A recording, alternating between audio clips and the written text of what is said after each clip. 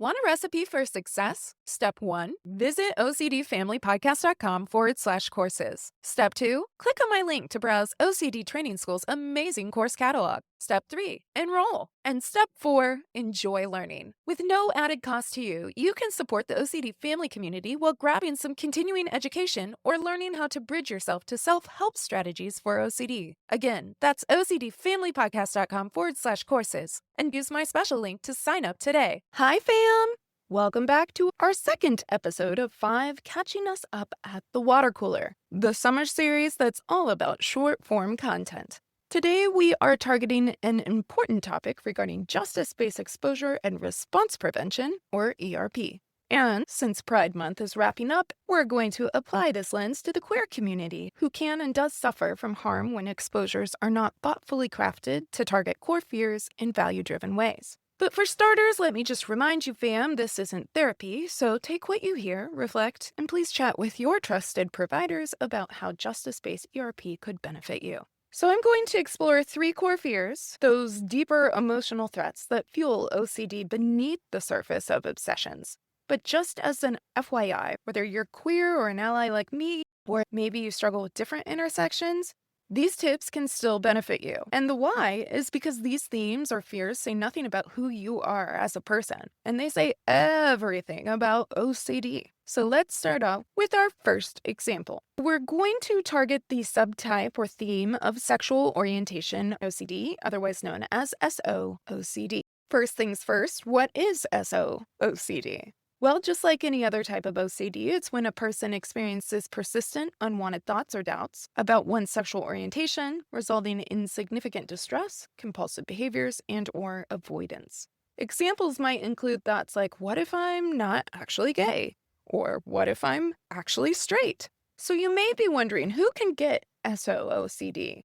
Well, anybody with OCD. You definitely do not have to be queer to experience this theme, because again, this theme, just like all of OCD, isn't actually about who you are. So what is it about? Well, that's where our core fear comes in. Now, in our treatment community, we talk about how OCD is idiosyncratic. Simply stated, it means we're all our own special unicorns. So as formulaic as OCD's playbook can be, it still shows up and presents uniquely across folks. Therefore, core fears can range across people. But in this case, a good starting place could include a fear about losing identity, or perhaps a fear about living a lie. Another option might be a fear of being dishonest with oneself or others. So for warriors, loved ones, and providers encountering SO-OCD, figuring out this core fear is a foundational piece to the recovery puzzle. It's distinct and separate from actual orientation or even identity itself. So now that we have our core fear, it's time to set up our justice-based approach.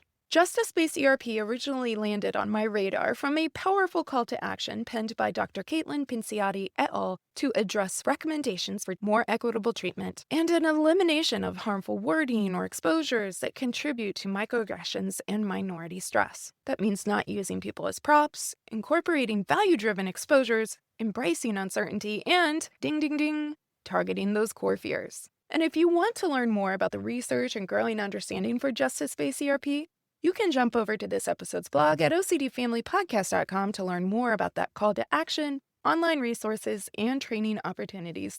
But for now, let's apply the justice-based lens to addressing the core fears of a loss of identity in our SO-OCD example. A justice-based exposure would invite an identity-affirming exposure, like spending time in queer spaces or saying, it's okay not to know with 100% certainty, and I still belong here.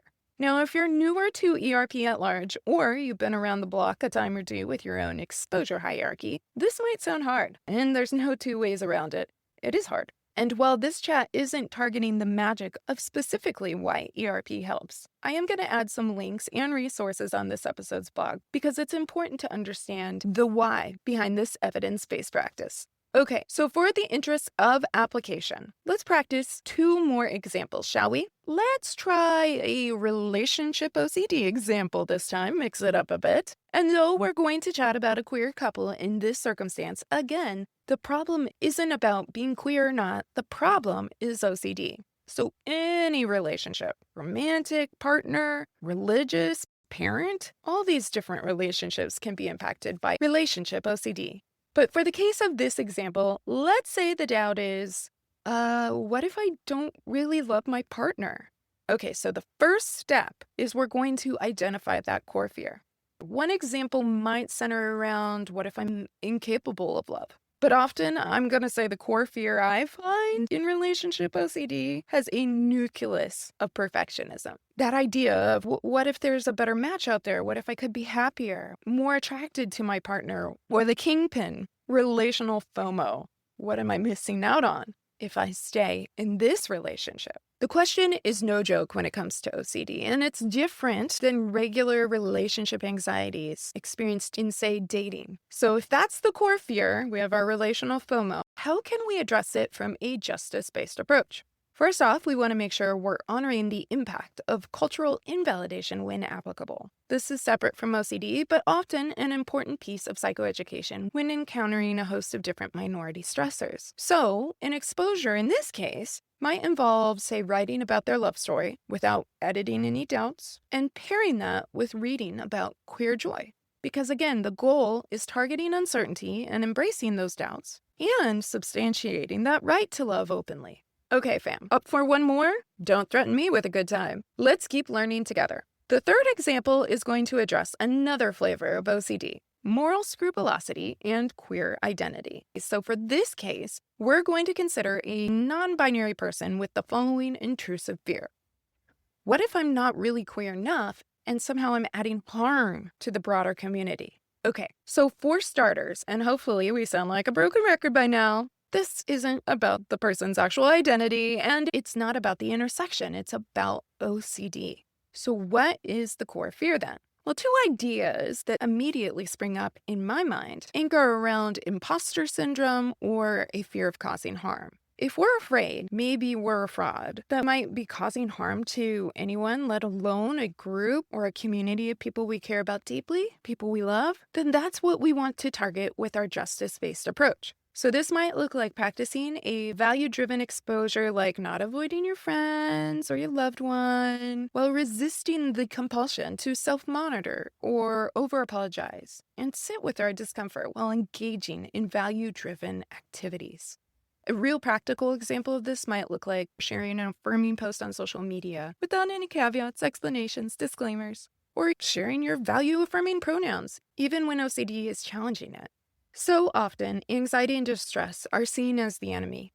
And it makes sense because OCD uses those to torture OCD warriors quite a bit. But using justice-based ERP teaches us that not only can we endure the distress, but that doesn't define us. And it allows for aligning treatment with dignity, identity, and safety. So that's it for today's chat. Thanks for hanging out and learning more about how to challenge OCD while respecting our loved ones.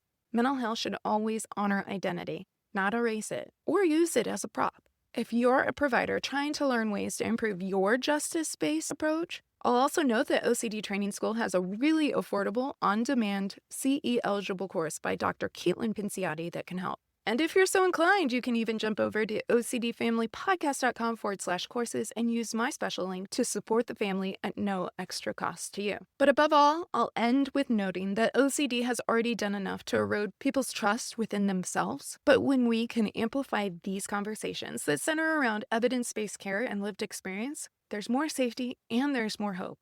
And pride is ultimately a reminder that you belong, fam. Each and every single person. OCD doesn't get to take that from you. So thank you for being a part of this fam. We're better together. Therapists, are your clients struggling with disgust-based contamination OCD? Have you tried upgrading your ERP with the Mastery approach? Visit ocdfamilypodcast.com/courses and click on my link because I've got just the training for you. At ocdfamilypodcast.com/courses, you can check out OCD Training School's entire catalog of courses, including Rich Gallagher's course, Treating Contamination OCD. Where else can you build mastery over disgust-based triggers while supporting the fam at no extra cost to you? It's a win-win at ocdfamilypodcast.com/courses.